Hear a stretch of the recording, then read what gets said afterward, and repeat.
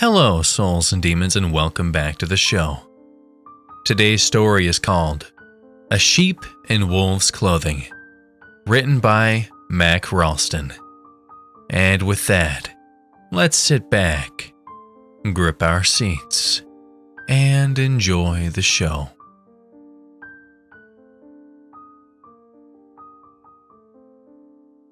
In the December of 1984, a study found in the British Medical Journal, volume 289, suggested that the full moon increased criminal behavior due to human tidal waves. Whatever that means. Something about gravity and water in the body. However, ever since the article debuted, there have been debates regarding the validity of such a claim. Some suggest that, due to the moonlight conditions during full moons, misconduct is more likely to occur. Others, a whopping 7 to 9%, depending on which bias you hold, believe that the full moon can transform certain individuals into actual werewolves. All that to say, no one really knows what the hell is going on, do they? And so, our story begins. Chapter 1: The Pharmacist and the Druggie. That button, it sets off every phone in the pharmacy. That stupid, obnoxious drive-through button that people can't help but press. He had already pressed it to make that 3 times now. And he just pressed it again. Seriously, 4? Maybe it was a prank, a practical joke. It had to be. No sane. He pressed it. Again. Okay. Maybe it was urgent. Hello? Hello? Hey! The man rapped his knuckles against the thick glass window. The knocking was so loud that it sounded painful almost, like his knuckles were about to start bleeding if the pharmacist didn't show up. No one ever knocked that hard, unless they were a user. Which would have made sense given the hour. Hi, yes, the button works, thank you. The clearly bed-trodden pharmacist leaned away from the microphone and pinched between his eyes, atop his nose, pulling that gunk from the sagging skin around them. He flicked it at the window. And that's when he noticed it. The man wasn't in a car, rather he was just standing there, just out of reach of the fluorescent light that shone down onto the oil-stained concrete. Sir? The pharmacist said, once again leaning back into the microphone. This is a drive-through. Yeah, and? You're not driving. This drive-through is for vehicles only. I don't have one, the man said. Can I come inside? No, we're closed, the pharmacist groaned. But you can come back tomorrow. Tomorrow's too late, the man interrupted. Look, I just need to get this refilled, okay? It's an emergency. The shadowy man stretched out his long, bony arm, crisscrossed with deep etches across the wrist, until it reached the metal drive-through drop-off box and dumped an empty pill container inside, letting it clink around with echoed rattles. This lengthy stretch gave the pharmacist enough time to get a good glimpse at the man, who at that moment was cast in the harsh and fluorescent overhead light. He definitely looked like a user. Disheveled hair, dark rings around his sunken eyes, and a 5 o'clock shadow that clearly missed the 5 o'clock memo. It was 7:45 now, and the sun was slowly trading places with the full moon above. And for whatever reasons, that moon was really setting the guy off. He couldn't keep his bugged-out eyes off of it, as he fiddled around with the buttons down his shirt and religiously checked the watch across his scabby wrist.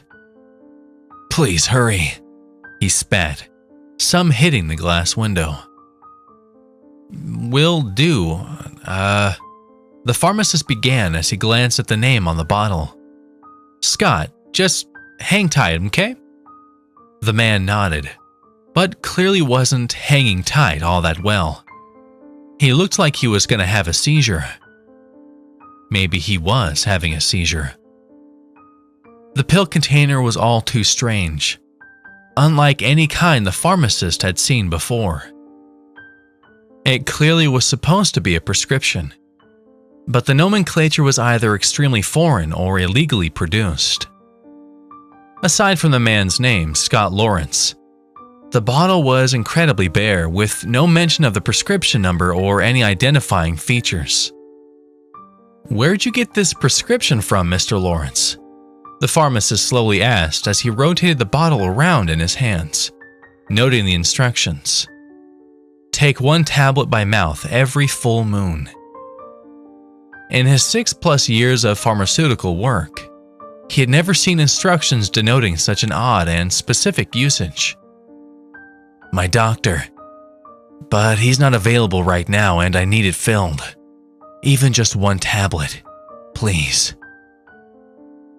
The pharmacist shot his glance from the man down to the bottle. He turned it in his hand as he squeezed the orange plastic, biting his lip. This was always his least favorite part about the job. And even if he wanted to help this man, whom at this point he was growing quite tired of, he couldn't, as the foreign text was nearly illegible. "I'm sorry, sir, but I'm gonna have to refuse the refill. Unless you can get your doctor on the phone, I just don't have enough reliable information to." "Just fill it, please. Damn it. You don't understand." "Sir, if you're having a medical emergency, you need to go to the ER, or if you'd like, I can call and have them out front in a couple of minutes." "I don't." The man stopped halfway through his thought, sighing as he heaved a frustrated and jotty breath onto the chilled window. That at this point was but inches from his sweaty face. He calmly looked up to face the pharmacist, heaving once more into the cool autumn air.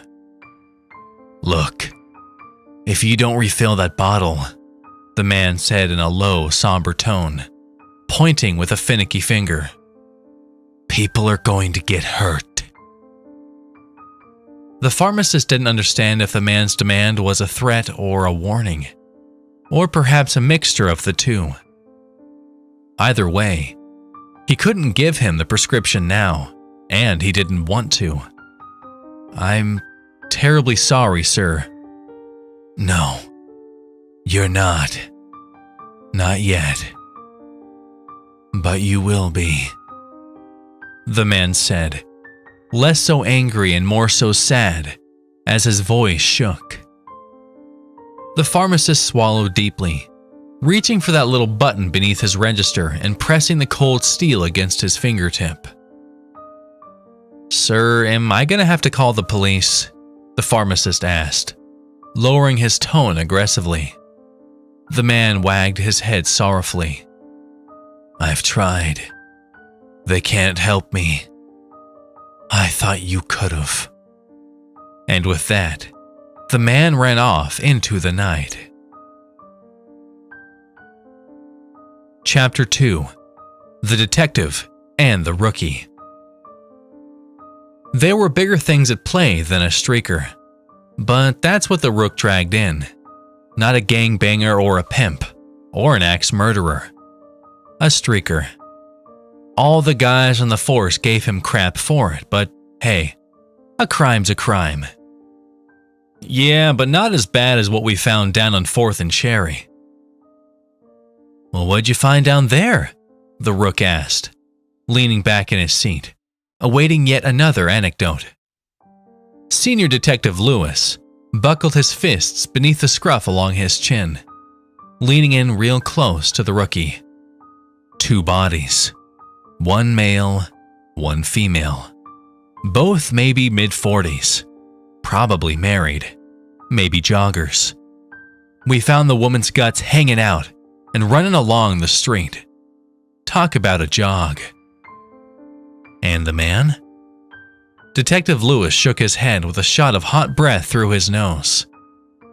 We can't find his. Whatever managed to drag him there must have taken a meal to go. That's disgusting. Those are human lives. Yeah. The detective stood. Get used to it, kid. There's more where that came from. Granted, it was probably just some wild animal, unless we got an absolute nutcase on our hands. And what about the streaker? The rookie asked. Yeah, what about him? Talk about a nutcase. Old Wolfie's been in and out of here more times than we can count. He's just a nudnik.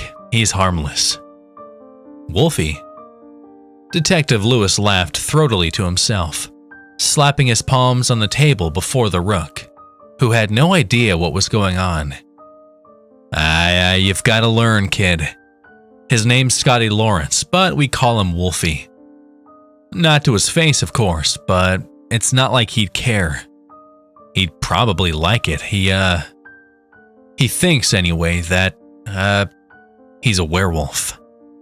Detective Lewis lost it in a fit of hilarity, repeatedly slapping the table. You're shitting me. No, I swear it. He's a nut, I told you. My guess, it's some kind of kink. Maybe drugs, too, I don't know. Every full moon we find the guy sprawled out, butt-ass naked somewhere in the city. He's the only repeat offender we don't lock up. He's hilarious, and more importantly, he's harmless. But what about the bodies? What about them? Well, I mean, the werewolf guy was out and about when these two corpses popped up on 4th and Cherry. Who's to say? Nah. See, here's lesson number 1, kid. Correlation doesn't equal causation. Just because two things happen to happen at the same time doesn't mean one caused the other. Crime rates are always way higher on full moons. But that don't mean everybody's the freaking Wolfman. You like ice cream? Yeah? Boom. See, you're a murderer.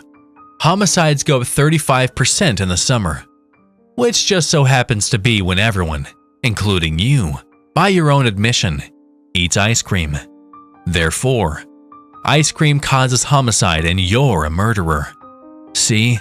The logic's wrong, kid. Yeah, but this guy told the pharmacist at Dingle's that he was gonna start killing people last night. They all say that. Everybody and their mother want to kill somebody. Look, if it makes you happy, we'll book him. Granted, indecent exposure if we're lucky.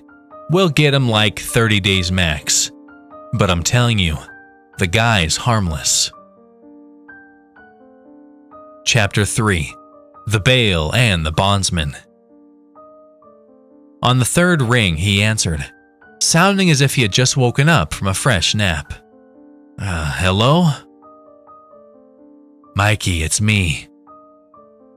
He knew that voice, which was never a good sign in his line of work. Scotty? Scott, where have you been? Mike, I need you to... Wait. Where are you right now? Scotty swallowed. Jail. If Mikey wasn't fully awake before, surely he was now. Shit, Scott. I cannot do this again. Michael, listen. If I stay in here, I'll never get the pills I need and I'll start hurting people. I know you've told me 4 times, but what good has it done? You're right back to where you always start. Mikey caught his breath and puffed it out. Listen, who else did you call? You, Scotty said as he scratched his neck, looking around the bare and yellow-tinted room, flashing a quick glance at the unamused corrections officer. You get 3 calls, Scotty. I know. You didn't pick up twice. Son of a bitch, man, I can't do it.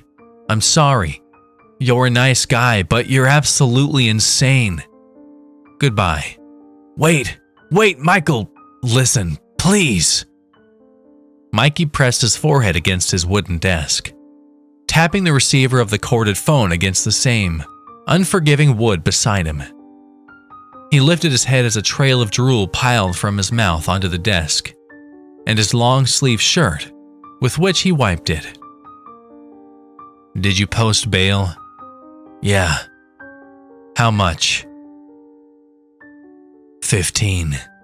Mikey leaned back, raking his fingers through his unkempt hair as he sighed into the phone, which was jittering due to the tapping of his foot beneath him. You don't have $1.50 to your name? No. After Melissa. I don't need to hear another sob story. Look. Mikey paused, locking eyes with the framed picture adorning the eastern wall of his office. A ship passing through a rugged sea. It gave him ideas. Mikey? Scotty asked. You there?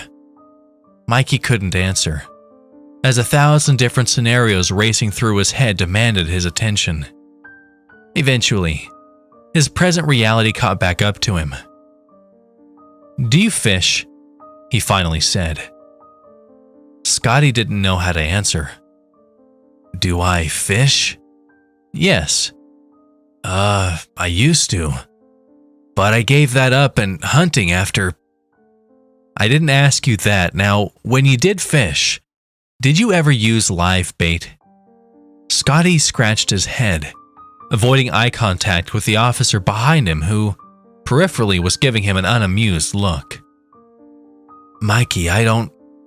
Because, if you've ever used live bait, Scott, then you must have seen a few sharks. At that word, Scotty pieced together the plan that Mikey was forming, the offer he was making. I've, never seen a shark before. But would you, if you could, would you? Scotty clutched the phone with a sweat-laced palm, eyeing the ring that encircled his fourth finger. He sighed. Yeah, I would. Chapter 4. The Mussel and the Sheep. Coming! Miss Moore shouted as the door escaped her. It seemed further and further away with each step, and each day that passed by. She was somewhat of a reclusive old soul, and didn't get frequent visitors in her neck of the woods. But every now and then, the local Girl Scout troop would visit and, well, these clearly weren't Girl Scouts. There were 2 men perched atop her front porch, one bearded, muscular and chiseled, a single cigarette dangling from his lip, and the other a shorter yet still toned younger man, though not as cocky looking as the first.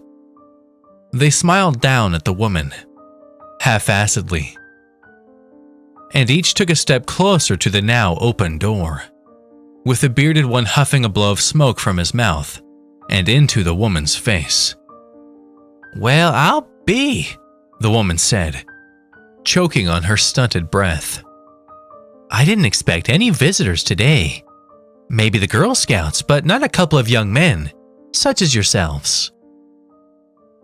So, one of the men, the bearded one, said slyly, leaning against the doorframe, you can pay for cookies, but you can't pay back Mr. Hanson, I see. What? The woman asked, hard of hearing. Mr. She stopped, realizing then why the men were there. She took a step back, just behind the doorframe, and contemplated just for a moment if she ought to slam it in their faces. It wouldn't have done any good. Mind if we come in? The younger of the men said solemnly. She couldn't speak other than a silent nod, as the 2 men brushed by her into the quaint little home. Nice place you've got here, the bearded man said, spitting his cancer stick onto the carpet and crushing it with his boot. Very, homey. Thank you, She nodded with the most insincere of smiles, silently pleading to the younger of the men to let her be. He did his best not to acknowledge her, but those soft eyes couldn't lie to anyone, especially not to a feeble old woman. "So, Grandma doesn't make her own cookies," the bearded man said, still eyeing the woman and lifting a knife in the kitchen and dragging it across the countertop. "Pardon?" she asked. "Girl Scouts. You said you were waiting for them." "Oh, yes. They come by this time of year and I—" "Funny. So do we," the man said, crossing his arms and looking over to the younger man who stepped forward at his prompting. Do you know who we are?" The woman stood stilly in the middle of the living room, clutching her own wrist that hung against her body. "You said that you were with Mr. Hansen, is that it?" The man nodded.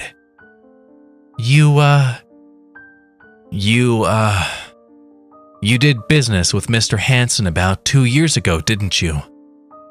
"I did." And, the man said while surveying the room. "About how much did Mr. Hansen loan you, or give or take? No need to be specific." "It was about 10,000. The man whistled, looking ironically over to the younger man who remained respectfully quiet, leaning against a wall near the front door.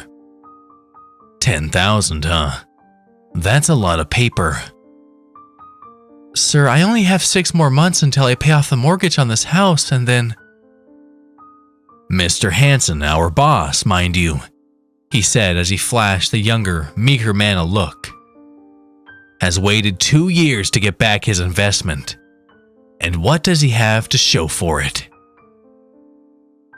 "I told Mr. Hansen it would take about 3 years to pay off the debt," the old woman cried. "As soon as the house is paid off, I'll—" "Mr. Hansen doesn't want the money in 6 months, you old bitch. He wants it now. 'Cause if he didn't, we wouldn't be here. You understand?" The old woman nodded submissively in reply to the man's condescending and incessive bobbing. "I understand that, sir, but I don't have that kind of money just lying around." The bearded man hung his head as he leisurely approached her, as if he already knew she was a hopeless case from the start. He breathed heavily over her with his nicotine breath as he stared down into her quivering eyes. "That's too bad, 'cause we can't leave here empty-handed."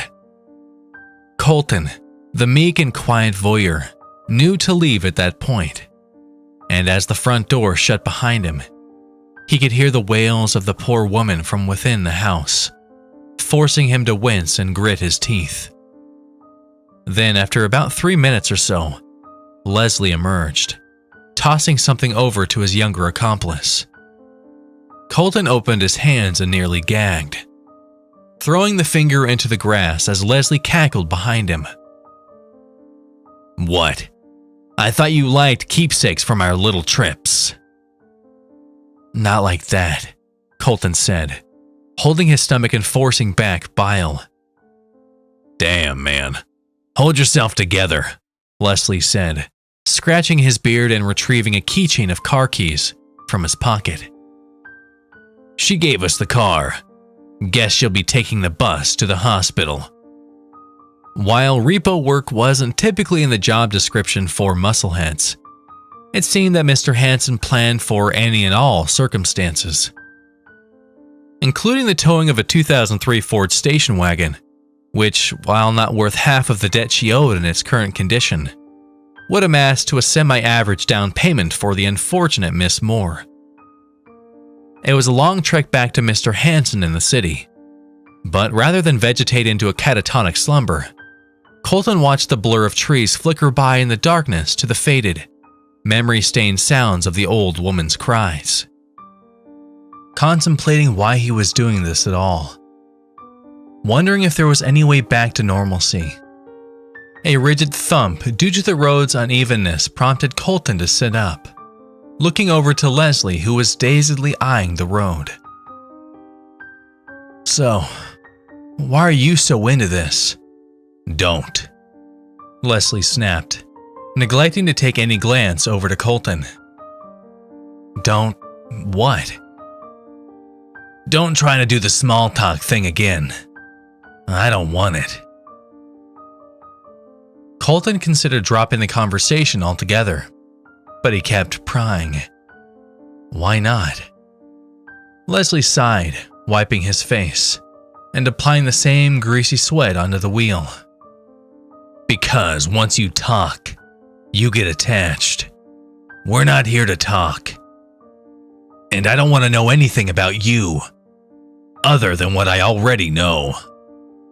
Which is that you're a pussy, and you like to hoard shit. Look, we did the job and we're going home.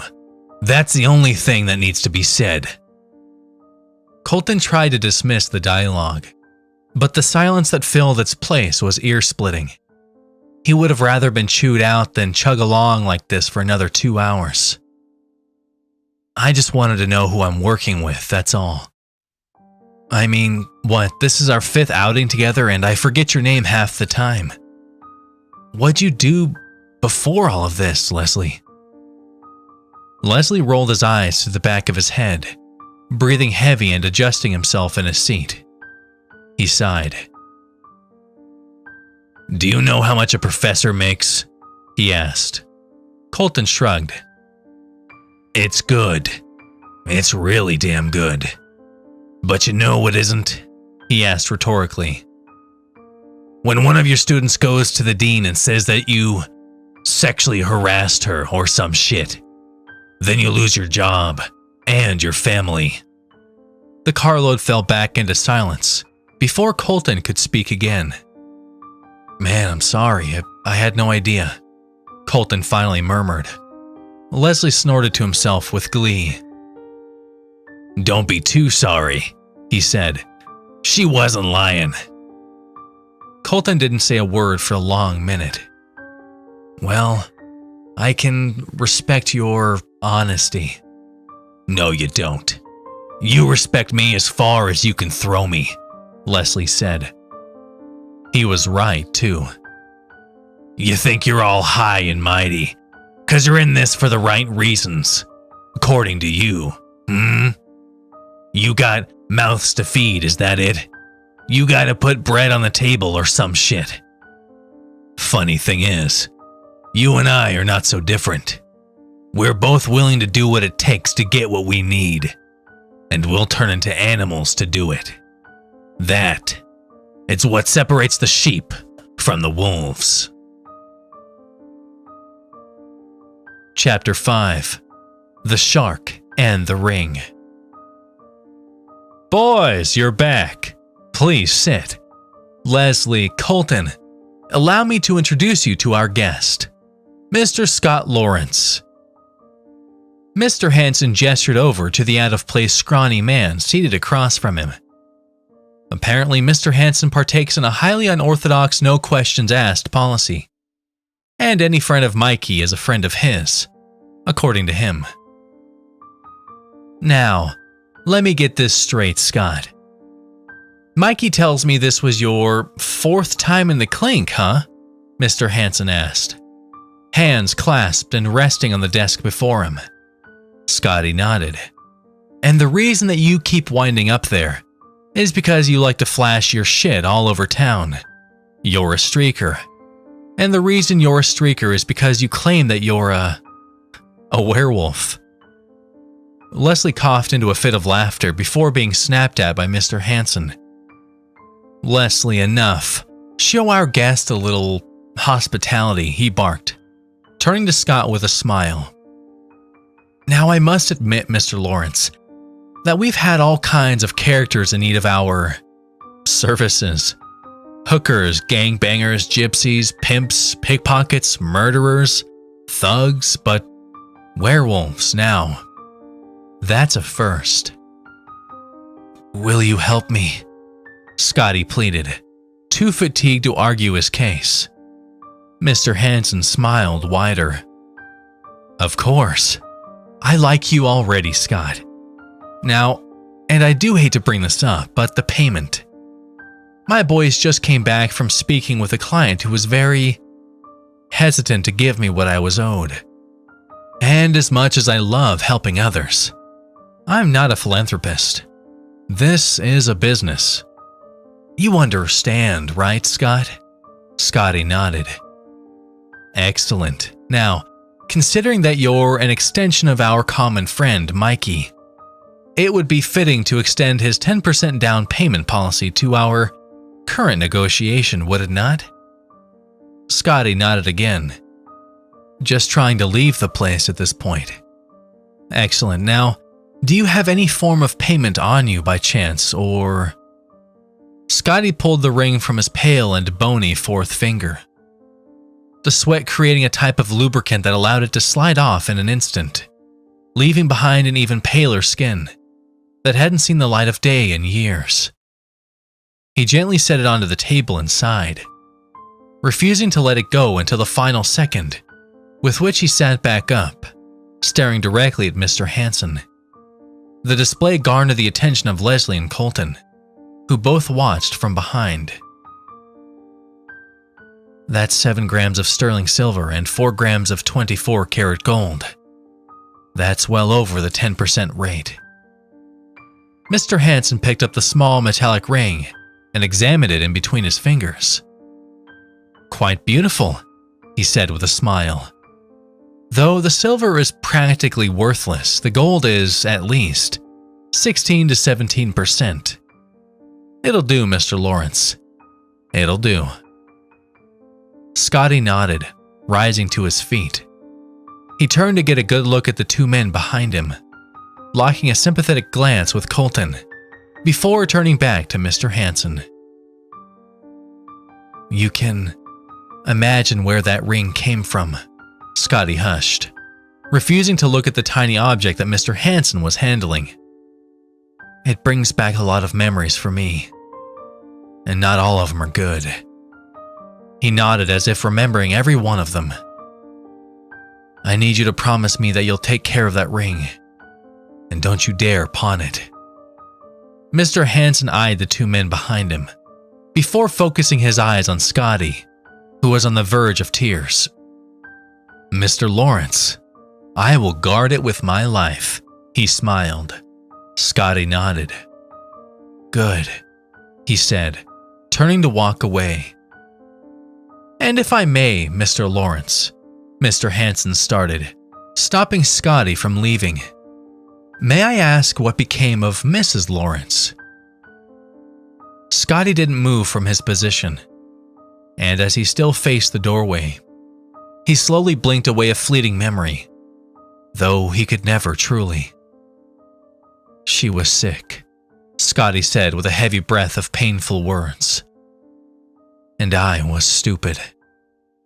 I thought I could get rich quick and avoid the debt we'd be in, but I hurt people. Then one day some guys and I were robbing this place, and a silent alarm must have triggered 'cause we were surrounded by cops within 5 minutes. I tried running, but I couldn't outrun the dogs. And that's when it started. My curse. First it was Melissa, he nodded, but then it was the moons. And now I'm the sick one, with a doctor that skipped town and a prescription I can't fill or afford, and there's nothing I can do about it. Well, Leslie gruffly joked, there's always one thing you can do about it. No, Scotty defeatedly sighed. I've tried that. Chapter 6. The Were and the Wolf. The summons for Scott Kessler Lawrence to appear in court was slated for 30 days after his arrest, which just so happened to coincide with the monthly full moon. Though given the local criminal justice department's repeated and ongoing hassle with Mr. Lawrence, Happenstance may have not been the only reason for the scheduling on such a lunar event. An event which, given his superstitions on the particular moon phase, would likely result in his absence from the hearing. "This is what you wanted, right?" the rookie asked, prompting the senior detective to roll along the rickety wooden wall until he faced him. "Contempt of court? You knew he wasn't gonna show." "What, 'cause of the moon?" the detective asked sarcastically. I might have had something to do with it. And let me guess, you still buy the whole werewolf thing, huh?" "Of course not," the rookie replied, rolling his eyes. "But I do think he's our murder suspect. He's probably whacked out on drugs or mentally deranged. Hell, he's probably got multiple personalities or some shit." "I hope you're right, kid. 'Cause we're going through a lot of shit to nab a streaker." The door to Hansen's office slammed open halfway across town. It wasn't loud enough to reach the courtroom, but it was loud enough to wake two snoozing muscles. "Damn it, that son of a bitch!" Mr. Hansen shouted, chucking his phone against the wall. Colton had never seen him so angry, so uncomposed. "What's wrong, sir?" Colton sheepishly asked, hearing the grunts of the still awakening Leslie from behind him. "That was Mikey," Hansen sharply said. "You remember that werewolf prick, right?" Colton nodded. Scotty's story had touched him, despite the fact that he was a complete wacko. "Yeah, well, he didn't show for his hearing this afternoon," he said, shaking his head and biting his tongue. "That lying sack of shit. He's wasted my money, and more importantly, he's wasted my time. And my time is certainly not free." Mr. Hansen marched over to his desk, snagging a drawer open and snatching out a tiny metal object, the ring. "Mikey forwarded me his address. See to it that he suffers well before the cops get to him.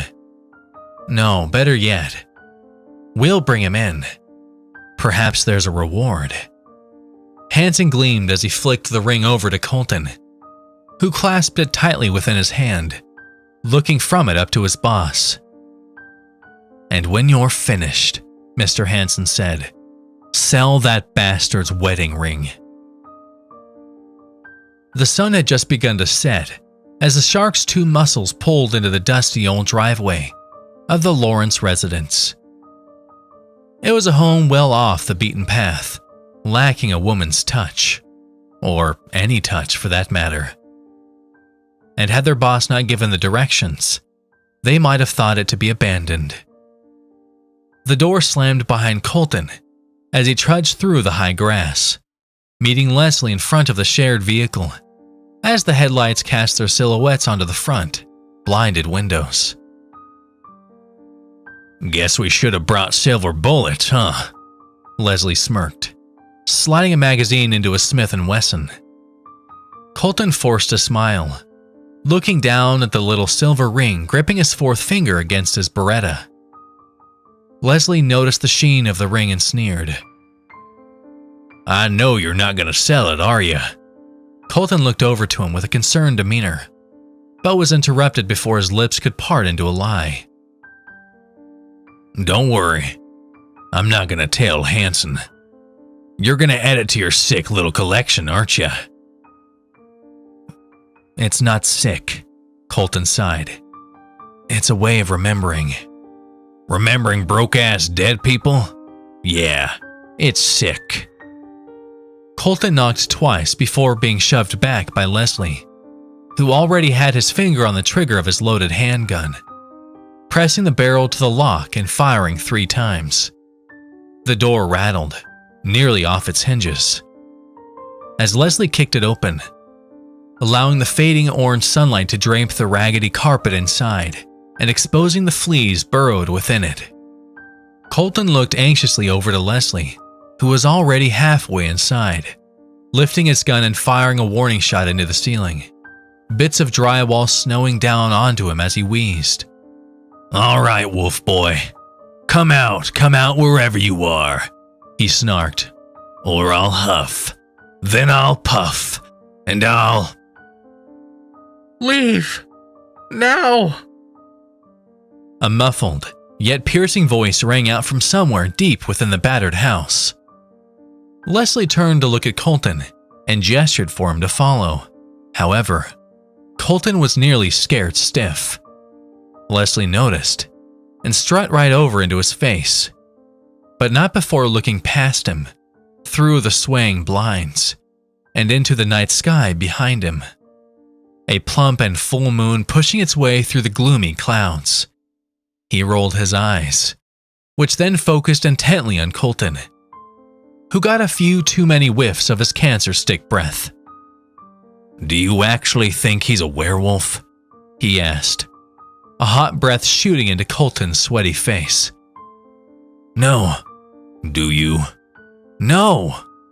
"Then why are you so afraid of him, huh?" Colton didn't have an answer, at least not an honest one. "He could have a gun," he finally said. Leslie held up his and rolled back his eyes before turning back into the house, and down a shadowy hallway, which led to a single locked door that baked in an overhanging light. Colton followed hesitantly as the crunchy carpet snapped beneath his feet, emitting the smell of a wet dog. Colton watched as Leslie punched his fist against the old wooden door, repeatedly, as the hinges moaned back at him. And then, after a moment, another moan came from behind the door, down from the basement. "Please, for God's sake, just—" The voice sharply cut off, and in its place, a low, gargled and jagged screech shot up through the entire house. It somewhat resembled a human scream, mixed with the belching of vomit, but it was far too deep and animal to be human at all. And then the sound just stopped, and all that could be heard throughout the cramped hallway were the heavy chopped breaths from Colton, and the cocking of Leslie's gun as he raised it to the door, finger on the trigger. The clicking of the gun shivering in his hand suggested to Colton that for the first time in his career, Colton was afraid, or at least nervous. Colton took a step back, kicking an unlocked door open with his heel and scrambling inside. Leslie turned to face the sound of the door squeaking as he flashed a display of disappointed and mocking teeth at Colton with a shake of his scraggly head. But he must have not heard what Colton was hearing. Those thuds ascending the stairs, not in successions of 2, but 4. Then, there was a loud pound as the wooden door instantly snapped in 2. Leslie shot his head back to the doorway, firing a nervous gunshot into the wall, as a large, hulking figure filled the void, dark space. Colton threw himself fully inside the empty room and slammed the door, just as Leslie let loose a horrifying whimper before his cry abruptly ended. The sound of snapping bones and tearing muscle filled the silence. And then a howl. It was thick and loud and hot. Deep and rapid inhales were the only sound that followed, before a series of heavy thuds along the carpet led up to the door of the barren room. Then there were 2 huffs, 1 huff, and the door crashed down. Standing on 2 hind legs, and filling up the door frame with its hulking body was what looked like an overgrown dog. Its hair was matted and clinging to the bony appendages that drooped from its hunched-over body, which supported an equally knotted and terrifying snout that snapped as the thing lurched into the room. Colton elbowed a nearby window with all of his might, screaming that someone might hear him, and pressing his trembling body against the furthest wall from the thing. It snapped its jaw again, flicking goopy drool across the room as it charged over to Colton, clasping down on his free hand with a mouthful of ragged teeth. He wailed again as he began punching the snout of the powerful beast with his fist, ramming the silver ring into its skin until it bled. The creature pulled itself back with tremendous force, howling, but this time in agony. It locked, almost with a sympathetic stare, its black and narrowed eyes into Colton's. With a boisterous thud, the beast fell backward limply onto the carpet. Before his very eyes, Colton watched as the massive dog shriveled into a familiar form. Scotty, blood gushing from his gashed open nose, twisted his head over and offered a smile up to Colton as he spat his final words. "Thank you." 20 minutes later, Senior Detective Lewis and the rookie arrived at what was left of the Lawrence residence. Inside, they found the body of Leslie Smith, at least what was left of it. And as they pulled Colton from the room in which Scott Kessler Lawrence lay, and through the red-stained hallway back out to the nightly air, all they had were questions. "Did that man in there shoot Scotty Lawrence?" Detective Lewis asked, pointing to within the house. All Colton could do was shake his head side to side. "That's the only logical explanation," the detective shouted as if to comfort himself. "Remember, Lewis," the rookie said, "correlation doesn't mean causation." "Then what the hell happened?" Detective Lewis begged to the stunned man, his voice exasperated and panicked. "Whatever, damn it. Rook, call for backup." And the Rook did just that. "Stay here," the senior detective barked, rushing back into the empty house full of blood. The rookie turned to face Colton, still in shock and unable to mutter even a single word. His lip twitched and his eyelids seldom blinked, before they closed tightly and opened up his dry and bloodshot eyes to the junior detective, who gripped his arm with a sympathetic touch, as if understanding every impossible event that had just occurred before him. Colton's eyes swelled with salty tears, in part because, finally, another man offered up the same soft gaze as his own. But all the more because of the full moon's beam that continued to dawn over the rookie's shoulder.